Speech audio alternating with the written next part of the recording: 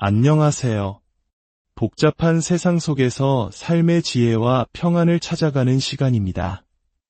우리는 살아가면서 수많은 선택의 기로에 놓딥니다. 이 길이 맞을까? 저 결정이 과연 옳은 것일까?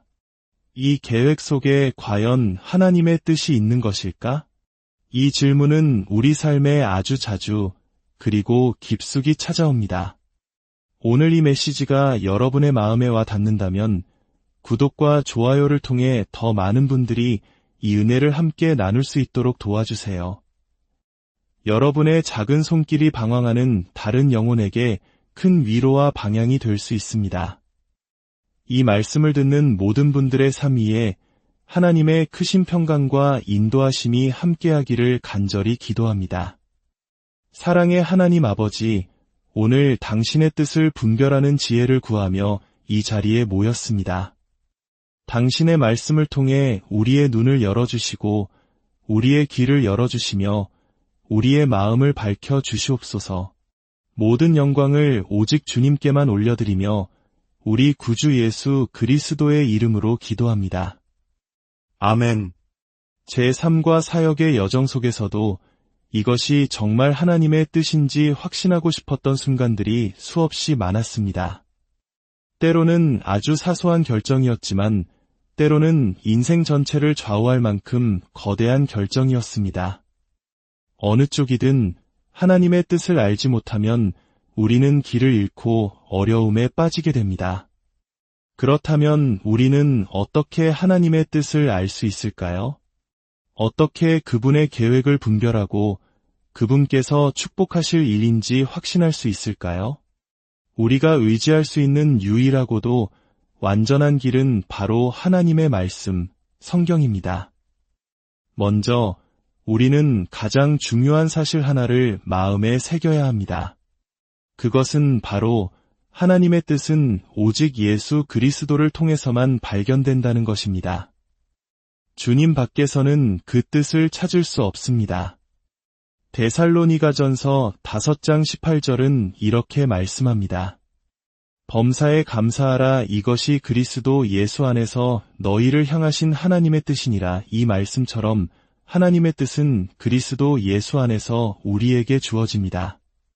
우리가 아버지 하나님께 나아갈 수 있는 유일한 길이 그의 아들 예수 그리스도이듯 그분의 뜻을 아는 길 또한 오직 예수님을 통해 열립니다. 이것이 첫 번째 진리입니다. 두 번째 진리는 하나님의 뜻은 언제나 선하다는 것입니다. 로마서 12장 말씀을 함께 보겠습니다. 아주 유명하고 중요한 구절이죠. 1절과 2절입니다. 그러므로 형제들아, 내가 하나님의 모든 자비하심으로 너희를 권하노니 너희 몸을 하나님이 기뻐하시는 거룩한 산제물로 드리라. 이는 너희가 드릴 영적 예배니라. 너희는 이 세대를 본받지 말고 오직 마음을 새롭게 함으로 변화를 받아 하나님의 선하시고 기뻐하시고 온전하신 뜻이 무엇인지 분별하도록 하라. 이 말씀은 우리를 향한 하나님의 뜻이 언제나 선하고 기뻐하시고 온전하다고 분명히 선포합니다. 마치 부모가 자녀에게 가장 좋은 길을 열어주고 싶어하는 마음과 같습니다. 때로는 그 길이 좁고 어려워 보여도 결국에는 우리를 가장 선하고 완전한 곳으로 이끄는 길이라는 믿음을 가져야 합니다. 세 번째로, 우리는 하나님의 뜻을 알도록 명령받았습니다. 하나님은 우리가 그분의 뜻을 알기 원하십니다. 에베소서 5장 17절은 우리에게 이렇게 권면합니다. 그러므로 어리석은 자가 되지 말고 오직 주의 뜻이 무엇인가 이해하라. 이것은 선택이 아니라 명령입니다. 우리는 하나님의 뜻을 이해하고 깨닫기 위해 힘써야 할 책임이 있습니다. 하지만 왜 우리는 종종 그토록 선하고 완전한 하나님의 뜻을 분별하는데 어려움을 겪는 것일까요? 성경은 몇 가지 중요한 이유를 제시합니다. 가장 큰 걸림돌 중 하나는 우리가 하나님의 말씀을 잊고 세상적인 생각에 마음을 빼앗기는 것입니다. 시편 106편은 이스라엘 백성의 이야기를 통해 우리에게 경고합니다. 하나님께서 그들을 원수의 손에서 구원하시고 놀라운 기적을 베푸셨을 때 그들은 잠시 하나님을 찬양하고 그 말씀을 믿었습니다. 하지만 13절은 충격적인 반전을 보여줍니다. 그러나 그들은 그가 행하신 일을 곧 잊어버리며 그의 가르침을 기다리지 아니하고 하나님의 행하심을 잊고 그분의 가르침을 기다리지 않았을 때 그들은 광야에서 탐욕을 부리다 결국 어떻게 되었을까요? 15절은 이렇게 기록합니다. 그러므로 여호와께서는 그들이 요구한 것을 그들에게 주셨을지라도 그들의 영혼은 쇠약하게 하셨도다. 그들은 자신들이 원하던 것을 얻었지만 그들의 영혼은 메마르고 피폐해졌습니다. 이것이 바로 하나님의 온전하신 뜻을 놓쳤을 때 일어나는 일입니다. 여기서 우리는 하나님의 뜻을 가로막는 또 다른 거대한 장애물을 발견합니다. 바로 조급함입니다. 이스라엘 백성은 하나님의 가르침을 기다리지 못했습니다. 특히 우리 한국 사람들은 빨리빨리 문화에 익숙합니다. 경제 성장기에는 이것이 큰 동력이었지만 신앙의 여정에서는 가장 큰 걸림돌이 될 수 있습니다. 서두름은 우리를 하나님의 온전하신 뜻에서 벗어나 그저 허용하시는 뜻에 머무르게 할 수 있습니다. 이사야서 28장 16절은 말씀합니다. 보라, 내가 한 돌을 시온에 두어 기초를 삼았노니 곧 시험한 돌이요 귀하고 견고한 기초돌이라. 그것을 믿는 이는 조급하게 되지 아니하리로다. 믿음이 있는 자는 조급해하지 않습니다. 조급함은 믿음의 부족에서 비롯됩니다. 하나님을 신뢰하고 기다릴 충분한 시간을 갖지 못하는 것입니다.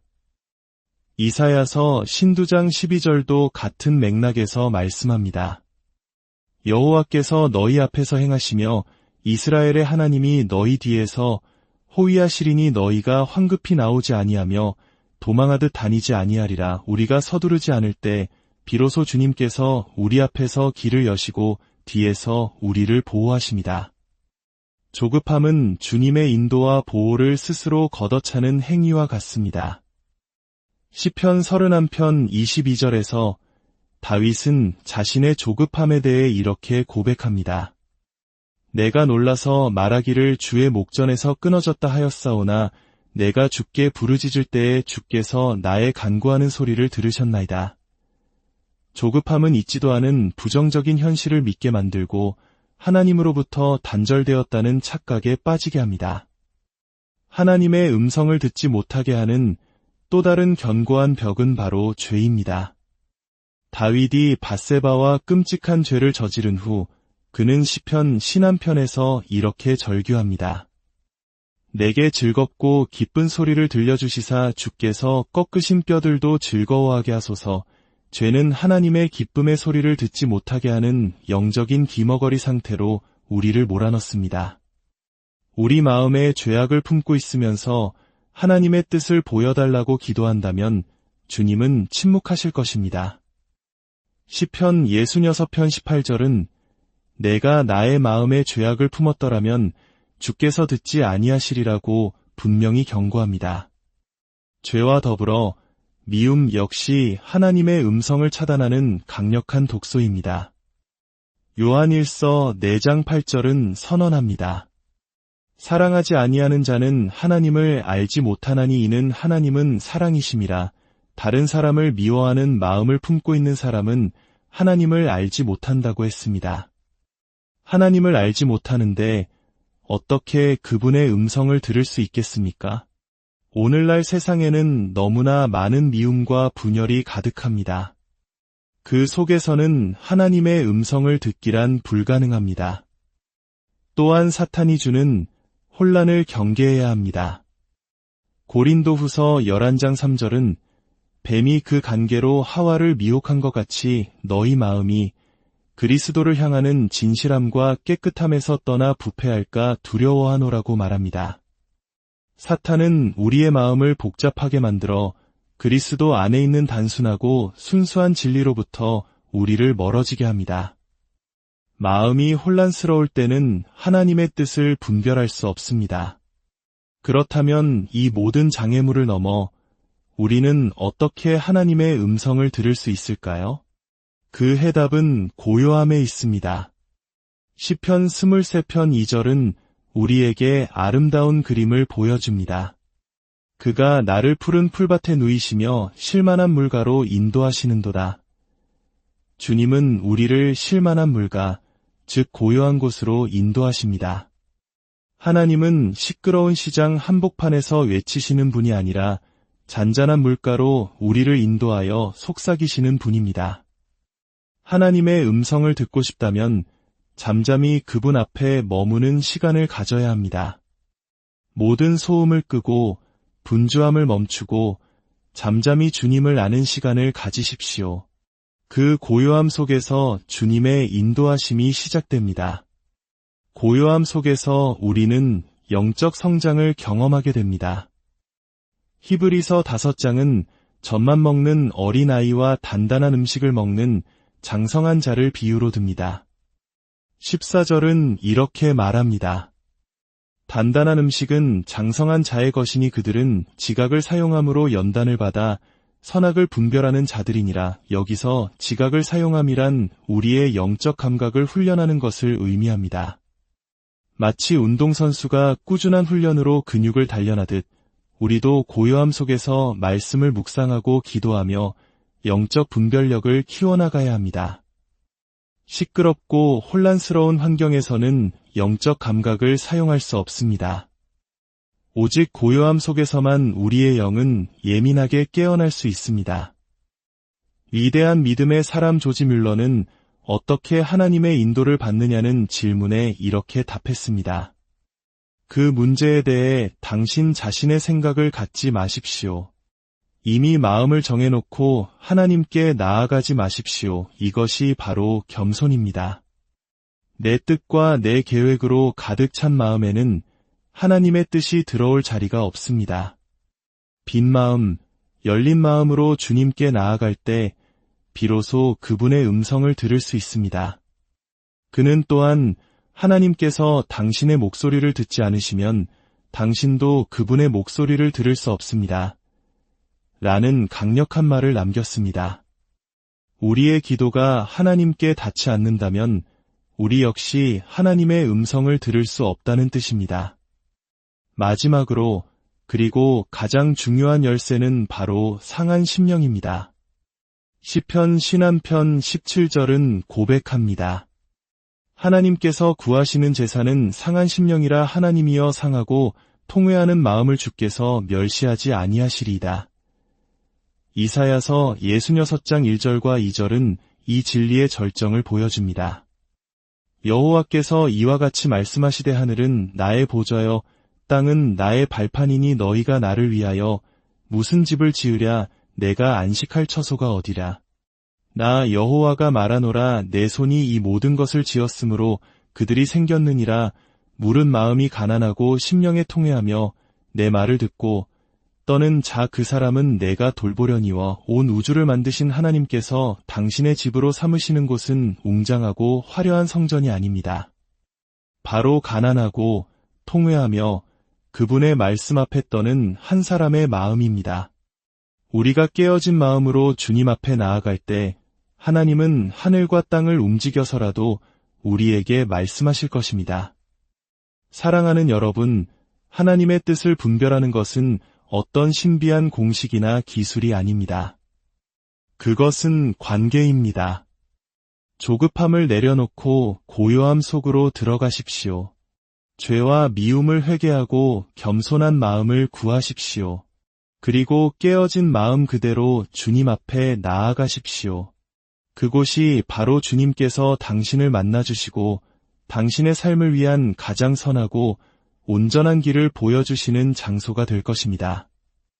주님, 지금 이 순간에도 삶의 갈림길에서 당신의 뜻을 구하는 이들이 있습니다. 무엇을 해야 할지, 어디로 가야 할지 몰라 답답해하는 영혼들이 있습니다. 주님, 그들의 조급한 마음을 잠재워 주시고 세상의 소음으로부터 그들을 지켜주시어 당신의 세미한 음성을 들을 수 있는 고요한 시간을 허락하여 주시옵소서. 그들의 마음이 상하고 통회하는 마음이 되어 주님께서 거하시는 거룩한 성전이 되게 하여 주시옵소서. 그리하여 마침내 당신의 가장 선하고 기쁘시고 온전하신 뜻을 깨달아 믿음으로 그 길을 걸어가는 복된 인생이 되게 하여 주시옵소서. 우리 주 예수 그리스도의 이름으로 기도합니다. 아멘. 오늘 나눈 말씀이 여러분의 삶에 깊은 울림과 평안을 가져다 주기를 바랍니다. 다음 시간에 더 귀한 지혜로 찾아뵙겠습니다.